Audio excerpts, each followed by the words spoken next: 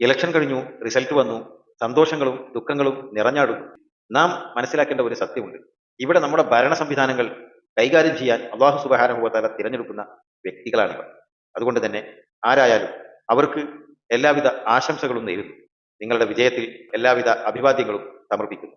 ഏതൊരു പാർട്ടിയാണെങ്കിലും പരാജയപ്പെട്ട ആളുകളുടെ വിഷമത്തിൽ പങ്കുചേരുന്നു. ദുഃഖിക്കുന്നവർ ആരാണെങ്കിലും അവർ പ്രയാസപ്പെടുന്നു. സന്തോഷിക്കുന്നവർ ആരാണെങ്കിലും അവർ ആനന്ദിക്കുന്നു.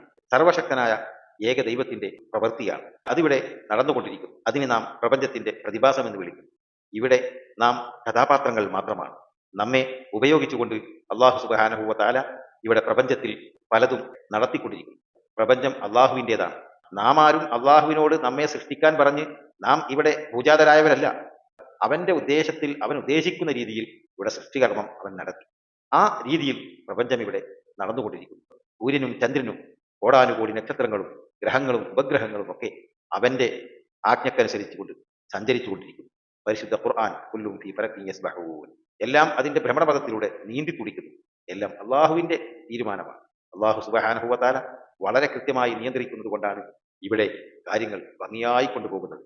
നമുക്കാർക്കും ഒരു സൃഷ്ടിക്കും ഈ സംവിധാനത്തിന്റെ കാര്യത്തിൽ ഒരു പങ്കുമില്ല, അള്ളാഹുവിന് മാത്രം.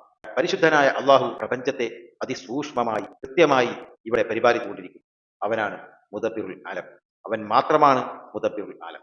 അള്ളാഹു പ്രപഞ്ചത്തിന്റെ നിയന്താവ്. അവന്റെ തീരുമാനങ്ങളാണ് വിജയികളുടെ വിജയവും പരാജിതരുടെ പരാജയവും ഒക്കെ. ത്രികാലങ്ങളിൽ നടക്കുന്ന പ്രവർത്തികൾ, ഇന്നലെ നമ്മൾ റിസൾട്ട് അറിഞ്ഞിരുന്നില്ല, ഇന്ന് റിസൾട്ട് അറിഞ്ഞു, ഈ നാളെ നമുക്ക് എന്ത് നടക്കുമെന്ന് അറിയില്ല, ഇതൊക്കെ ത്രികാലങ്ങളുടെ പ്രതിഭാസമാണ്. എന്നാൽ കാലങ്ങൾക്ക് അതീതമായ ഒന്നുണ്ട്, അതിൽ ഇതൊന്നും ഇല്ല. എല്ലാം നടന്നു കഴിഞ്ഞു. ചിന്തിക്കുന്നവർ ദൃഷ്ടാന്തമുണ്ട്. അവന്റെ ആ കുതിരത്തിലേക്ക് നാം സഞ്ചരിക്കുക. അസ്സലാമു അലൈക്കും വറഹ്മത്തുള്ളാഹി